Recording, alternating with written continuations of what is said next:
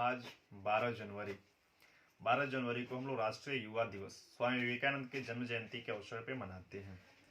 स्वामी विवेकानंद का जन्म 12 जनवरी 1863 को भारत के कलकत्ता में हुआ था। उनकी माँ एक धार्मिक प्रवृत्ति की महिला थी। स्वामी विवेकानंद बचपन से ही एक धर्म के प्रति रुचि रखने वाले व्यक्ति थे। ध्यान लगाना, पूजा पाठ करना, संत महात्माओं का सम्मान देना, यह उनके बचपन से ही उनका स्वभाव में रहा है।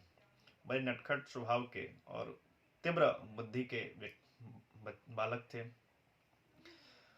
जैसे जैसे उनका जीवन बढ़ते गया और वो अपने कॉलेज के जीवन में जब आए तो धर्म के प्रति उनकी आस्था बढ़ने लगी और धर्म के बारे में तर्क करने लगे। और इसी तर्क के प्रभाव से उनके कॉलेज के एक प्रोफेसर ने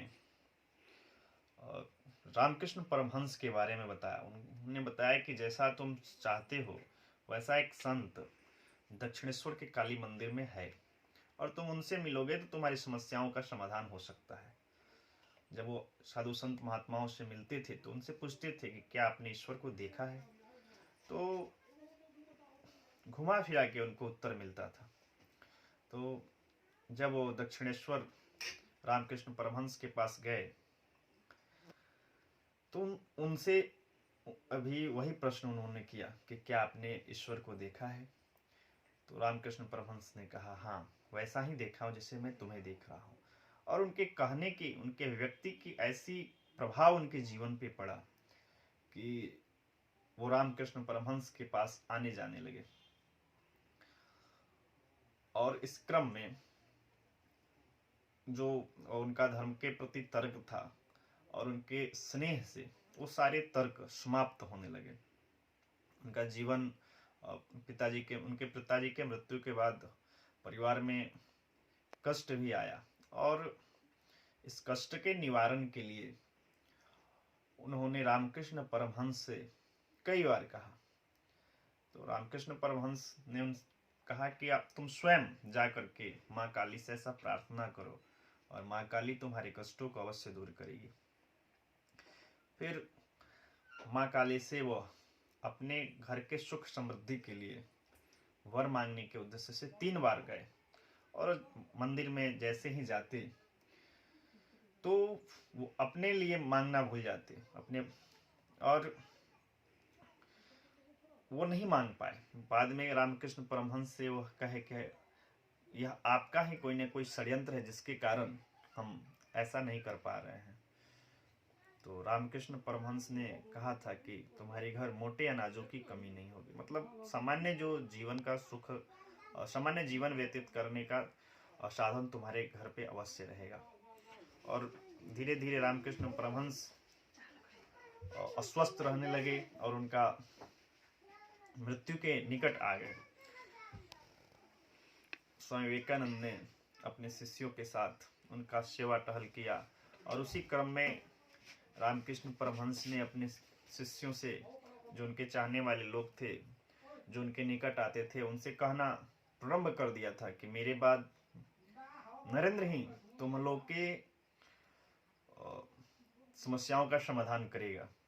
मतलब एक उत्तराधिकारी के नाते अपने जीवन क्रम में ही रामकृष्ण परमहंस ने नरेंद्र को आगे कर दिया, स्वामी विवेकानंद को आगे कर दिया। और रामकृष्ण परमहंस के मृत्यु के बाद स्वामी विवेकानंद उनके शिष्यों के साथ रह करके और शिक्षा दीक्षा देना शुरू किया और धर्म और अध्यात्म के बारे में जानकारी लेना प्रारंभ किया। और वहीं से भारत भ्रमण के लिए वह निकल पड़े। इस भारत भ्रमण के क्रम में उन्होंने देश के विभिन्न भागों में गए, गरीब से गरीब लोगों से भी मिले और अमीर से अमीर लोगों से भी मिले। इसी क्रम में खेतरी के नरेश के द्वारा उन्हें स्वामी विवेकानंद का नाम मिला। जब हम स्वामी विवेकानंद के जीवन चरित्र को पढ़ते हैं, युग नायक स्वामी विवेकानंद के जीवन चरित्र को जब हम पढ़ते हैं तो वह जीवन दर्शन दिखता है कि कैसे किन किन कष्टों से वह गुजरते हुए भारत भ्रमण और किए, और भारत भ्रमण के क्रम में जो उनका एक भारत के प्रति दृष्टि थी तो उनके पूरे जीवन क्रम में व्यतीत हो गई। मतलब स्वामी विवेकानंद को पढ़ना भारत को पढ़ने के समान हो गया। स्वामी विवेकानंद को जानना भारत को जानने के समान हो गया। और इसी क्रम में उन जानकारी प्राप्त हुई कि अमेरिका के शिकागो में विश्व धर्म सभा का आयोजन होने जा रहा है। तो स्वामी विवेकानंद के शिष्यों ने स्वामी जी को उसमें भाग लेने के लिए आग्रह किया, धन इकट्ठा किया और उन्हें वहां भेजा। स्वामी जी वहां गए, वहां भी विभिन्न प्रकार के कष्टों को सहते हुए जब वो विश्व धर्म सभा में भाग लिए तो उन्हें वहां बोलने का मौका मिला। तो जो भारत का दर्शन है, अयम निजः फरोवेति गणना लघुचेत सामुदार चरिता नाम तो वसुधैव कुटुंबकम, संपूर्ण विश्व को अपना मानने का जो परंपरा है,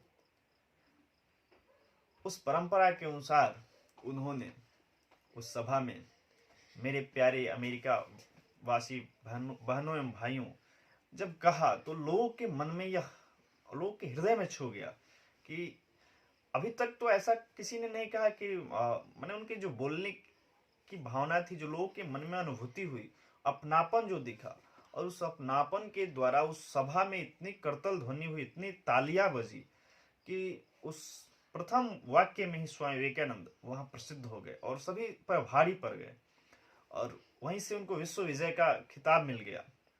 और उसके बाद वहां लोगों के बीच धर्म की चर्चाएं करना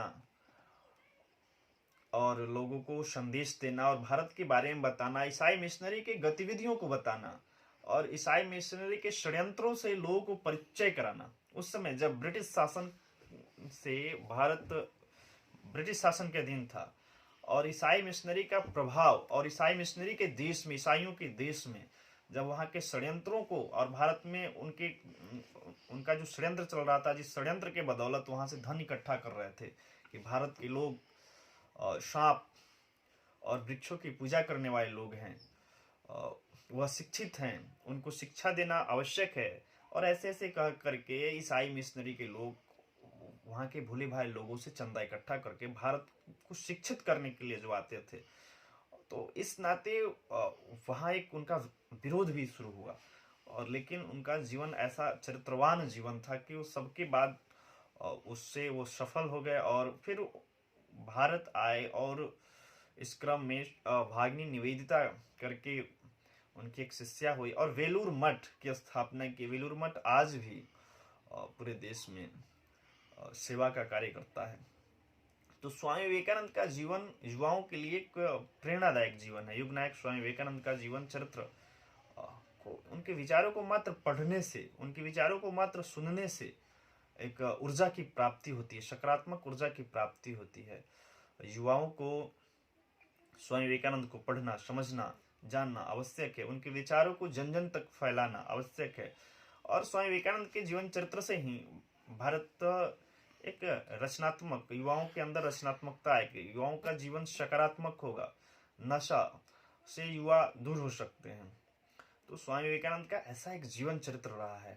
और ऐसे आज 12 जनवरी 2021 को हम सभी स्वामी विवेकानंद का जन्म जयंती समारोह आज मना रहे हैं। इस अवसर पे आप सबको बहुत सारी शुभकामनाएं और बहुत सारी बधाई। जय हिंद, जय भारत।